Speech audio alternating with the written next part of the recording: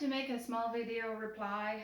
I know you can't do replies anymore on YouTube, but and I have no clue if she'll see this. But I watch and really like the videos from Sandi Brock. She's a sheep farmer from Ontario, and I really like her content. Well, I'm not into the machinery stuff, but I'm into the sheeps. Now, she just posted her video and she's saying how she's got imposter syndrome right now because she's going to sell her wool from her sheep, and they're not bred for the wool, they're bred more for the meat. So the wool she gets is not the high quality, you know? Um, and I wanted to reply to that because I feel like I'm well suited to know and understand what she's going through. Because I don't sell the wool from my bunnies. Um, I have not that many Angoras that I need to shave, like right now, that are Angoras. Um, there's Nikita, there's Grisna and Nagri, there's Little Ram, there's Pepper, Cisco, and Clavichu. Uh, his real name is Clovis, by the way. I just nicknamed him Clavichu. Um, yeah, so for me, Clavichu is due for his shave. Now, the thing is, Angora fiber is extremely delicate. It breaks easily. Like, she has a mill that works her yarn, her wool, Sandi, I mean, and they make yarn out of it. And for me, I don't feel like that would work. The process they showed, I don't think it works for Angora because the fibers are too fragile. Um, and like normally, people that sell their Angora wool, um, it would be weekly blow drying the fluff from the bunny so that there's as little matting and as little particles in that wool as possible. Now, I don't do that. For me, I just cut off a mat when they're starting to form a bit too much to my liking. Uh, I just cut it off, and eventually I shave the bunny when it starts getting a bit too problematic. Now, it depends on the bunny when that happens. Sorry about that. Uh, so it depends on the bunny when that happens. But eventually, sometimes I have to shave a bunny when the fur is maybe not as long as it could be. For him, yeah, right now he's about 2 inches. I shave bunnies sometimes that have like um, something like, oh boy, I can shave bunnies that have up to 4 inches of wool. Um, and he's at 2, so this is kind of short for a bunny. But because he tends to get a lot of water on the wool of his face, causes mats, and it can cause some rashes because of the permanent humidity. I need to shave his face and neck right now, and I prefer to do the whole thing at once. Um, so for me, I shave the bunny when it's healthy for them to be shaved. And because of that, the wool I get from my bunnies is not the greatest. And it's far from perfect. It has mats, it has particles, just like Sandy's wool from her sheep. And the problem is, if I've had people ask me if I would sell them a ball of yarn from my rabbits, and I cannot because I just spin the wool by hand by myself. I always have issues doing things because of my health. I can barely keep up with anything.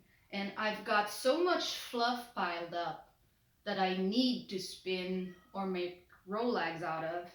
Um, I'm getting overwhelmed. So yeah, I should probably sell some of it, but I would really worry because the quality of my wool is not the greatest. Um, I would feel very uncomfortable selling the fluff that I have with the level of quality that I have. And there's is where Sandy's imposter syndrome comes in. Now, she's got the same issue as me. She went a step further in getting it processed into yarn and treated, and like her yarn looks really nice actually, you know? For sure it's not perfect quality. There's debris still in it, and you know that's bound to happen when you have um, a lower quality fiber. And I understand how she's feeling like she shouldn't be selling the yarn because it's not perfect. But the thing is, she's got an audience, and people want her yarn not because it's yarn and they want nice sheep yarn. If they wanted nice sheep yarn, there's brands that do it that sell it for most likely cheaper than she is selling hers. People want her wool because they want her wool, and they'll take any flaws that comes with that. And she's really really lucky in that aspect. um, like for me, i I haven't finished that much yarn spinning it by myself. um, but what I have spun, it's really precious to me because it's my wool and I spent so much time on it, and it's precious to me emotionally. And she has the same thing with her wool. It's really nice to say you're not wasting something and the animal is just being treated in as best as it can be in all its roles it can have. And I am really happy that she decided to go on with processing her wool, even though it's not the perfect quality, because her fan base wants it. She can do it. She can provide for her sheep the ability to have as much purpose in their life as they can have. And that's great. That's something I really believe in. And um, for me, I do it for my bunnies as much as I can, but I'm on my own. I don't really have an audience. Maybe one day, but right now it's maybe like I can count them on my finger if I get any views on those videos, anyways. Um, but and I'm not perfect. You know, there's a lot of people that disagree with my way of raising my rabbits and whatnot. It's why I'm partly terrified of the internet. And Sandy goes through that, especially now that she has a big audience. Um, it's bound to be very stressful and draining. And I think that it's really great for her that her audience wants her yarn, and she shouldn't feel guilty about the quality of her yarn because people want the flaws too. If it was perfect yarn, it wouldn't be her sheep's.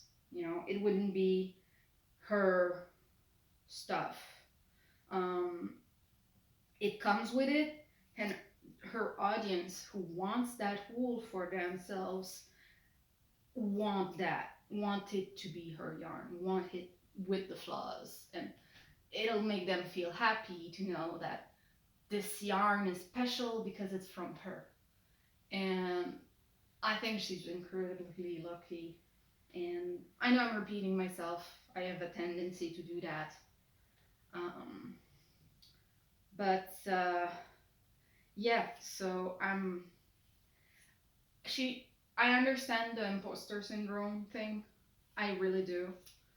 But I want her, like, if she watches this video, I doubt she will, but if she does, Um, just feel good about what you're doing, about all that your sheeps are.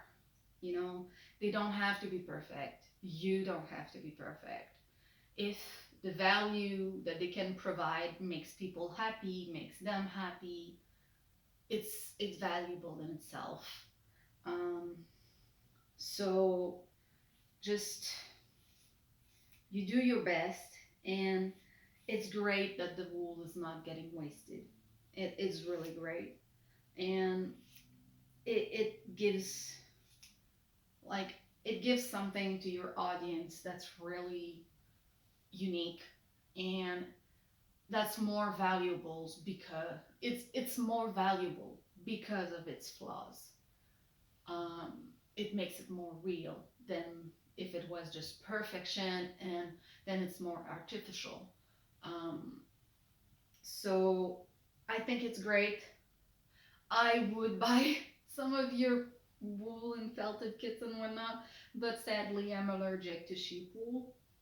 I think sheep is cute, but I'm allergic. So, um, but yeah, I just wanted to say that, and I don't know if you'll watch the video, but I'm trying. I'm trying to reach out. Now I'm gonna finish shaving Clovis, um, and then it'll be super clean and comfy, and he won't be getting messy in the face anymore. Because I mean, let me show you from up close. That's what I'm talking about. That happens this year.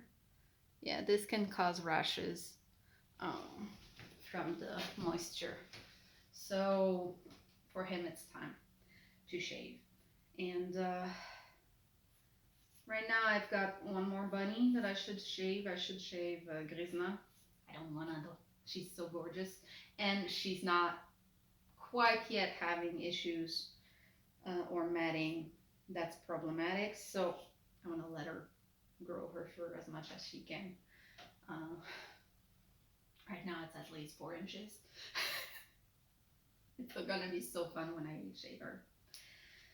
But yeah, so if one day I've got a big audience and people are willing to buy my fluff, well, yay! But until then, I don't feel comfortable selling it because it's not the greatest. Um, but if one day people want my fluff because they want my fluff, I'll count myself extremely lucky. And I admire Sandi for being able to have that with her sheep. And I think it's great. So, yeah, that's what I wanted to say.